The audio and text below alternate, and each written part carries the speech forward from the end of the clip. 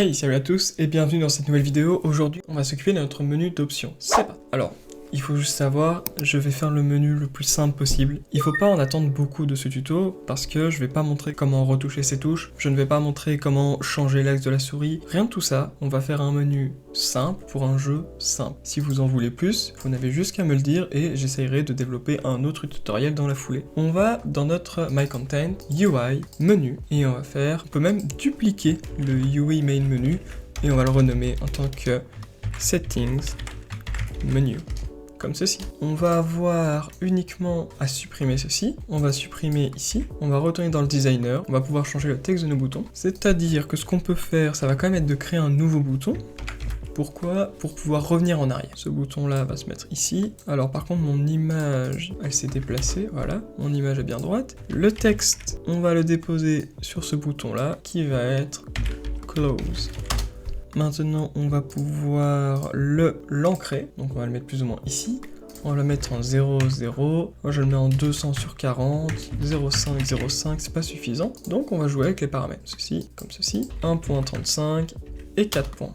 Même 1.35 et 2.5. Voilà. Si vous voulez, pour mettre un peu plus d'esthétique, on peut sélectionner nos boutons. On va les sélectionner tous ensemble. Et là, on a le style.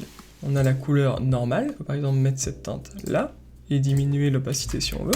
Et si on veut qu'il change de couleur quand on le survole, c'est le hover. Le hover, on pourrait par exemple le mettre comme ceci, en gris comme ça. Et quand on le sélectionne, si vous voulez, on peut par exemple faire le menu d'options en bleu, voilà, comme ça, on change légèrement la couleur quand même. Le menu rouge, le menu quitter, on va le mettre en rouge, c'est pas cool de quitter, comme ceci. Et pourquoi pas le menu jeu en vert, un peu plus, vert un peu pastel, comme ça voilà, ça peut ajouter un petit peu de fun. Le menu, on va lui mettre le hover ici. Le bouton close, alors on va checker le hover, le nom qu'on avait mis, on avait mis gizmo handle, donc là c'est gizmo underscore handle clicked, comme ça. Ce qui va se passer, on va devoir checker notre autre menu, c'est que le main menu, quand on va cliquer sur l'option, on va faire exactement ce qu'on avait fait quand on lançait le jeu dans le menu démarrer, c'est-à-dire qu'on affiche un widget, create widget, lequel, on a cliqué sur le menu d'options, donc on va afficher les settings. On l'affiche au menu, Add to Viewport. Là, ce qui va se passer, c'est qu'ils vont tous les deux s'afficher. Donc, on va faire un Remove from Parent. Ce node-là va permettre d'effacer, plutôt, oui, de masquer, plutôt de supprimer le widget. Alors, il y a le Remove from Parent ou alors le Set Visibility qui fonctionne également. Nous, on va faire le Remove from Parent parce qu'il n'y a absolument aucun impact à le supprimer ou ne plus l'afficher. En tout cas, à ce niveau-là. Là, on va fermer le widget et on va faire apparaître celui-là. Ce qui veut dire que maintenant, dans le close, quand je prends mon bouton close, donc b underscore close, que je le mets en éditable, en variable, quand on clique, on va faire exactement la même chose mais en sens inverse. Donc on peut copier, coller. Sauf que là, on va pas afficher le menu settings vu que c'est celui-là, donc on va afficher le main menu.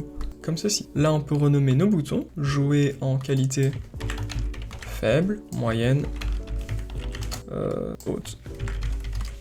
Voilà. Ah, c'est vrai que j'ai changé les couleurs alors que c'était le menu d'options. C'est pas grave, c'était juste pour vous montrer. On peut ajouter également un texte pour qu'on puisse un peu plus s'y repérer. Donc le texte ici, on peut le mettre par exemple là. On l'ancre, ou plutôt on va le mettre en plein milieu, donc on va l'ancrer ici. On le met en 0, 0, 150, 40, 0,5 et pourquoi pas -2, et on va mettre menu, options, ou paramètres. On peut modifier la font, on va prendre par exemple celui-là, et on va mettre la size en 150, voilà. Là vous voyez qu'il sort du cadre, donc on peut faire un size to content, et vous voyez qu'il s'applique automatiquement, et vous voyez qu'il se met dans le cadre, mais l'alignement n'est plus correct. Donc on va devoir le remodifier, le mettre en -0,75, et si vous prenez les mêmes paramètres que moi, franchement ça fait le taf. Ou alors peut-être au lieu des 2 points, un simple tiret, comme ceci. Juste avec un S, ce serait un peu mieux. Voilà. Menu d'options. On peut maintenant... On a déjà fait nos clics, donc on va juste faire attention à renommer nos boutons. Ce qui veut dire que le B start, c'est le B low, le B middle et le B high. comme ceci. Là, ce qu'on va faire, c'est qu'on va exécuter une commande, et cette commande, ça va être la qualité globale du jeu. Donc on va pas simplement dire oui, je voudrais que les textures soient plus faibles, oui, je voudrais que les ombres soient plus faibles. On va tout mettre au même niveau, et donc ça va vraiment faire l'optimisation à fond. C'est prévu par le moteur, c'est une des commandes qui existent. C'est parti, on va juste faire attention à les mettre dans le bon ordre pour éviter de les mélanger, comme ceci. Comme je l'ai dit, c'est une console, et on va exécuter une commande, c'est-à-dire console, exécute, console, commande. Là, si vous connaissez un petit peu, si vous commencez un petit peu à reconnaître le nom des variables, ça c'est un string, enfin ouais, c'est une commande string. Par conséquent, il faut absolument que ce soit les lettres près. Il faut absolument que l'orthographe, que la commande soit impeccable, sinon ça ne va pas fonctionner. Là, on doit noter scalability 0. S-C-A-L-A-B-I-L-I-T-Y, pas d'espace, 0. Si, espace. Il faut un espace. Hop, on peut dupliquer ces deux commandes. Pour le middle, on va le passer à 2, et pour le high, on va le passer à 3. Comme ceci, on peut compiler, sauvegarder et revenir. Maintenant, on va retourner dans notre level main menu, on sauvegarde, évidemment. On se met en grand écran et on regarde. On a nos boutons, options, on passe bien dans le menu d'options, les petits bruits toujours. Et si je veux revenir en arrière, ça fonctionne. Là, si je mets en faible, moyenne et haute, je vais laisser en faible, close, jouer, et voilà, vous voyez que mon jeu, waouh, c'est vraiment moche, mais voilà, ça le fait, ça fonctionne, le menu d'options maintenant fonctionne, vous voyez donc il n'y a pas d'ombrage, les textures sont compressées, on voit pas spécialement loin, même la render distance a été minimisée.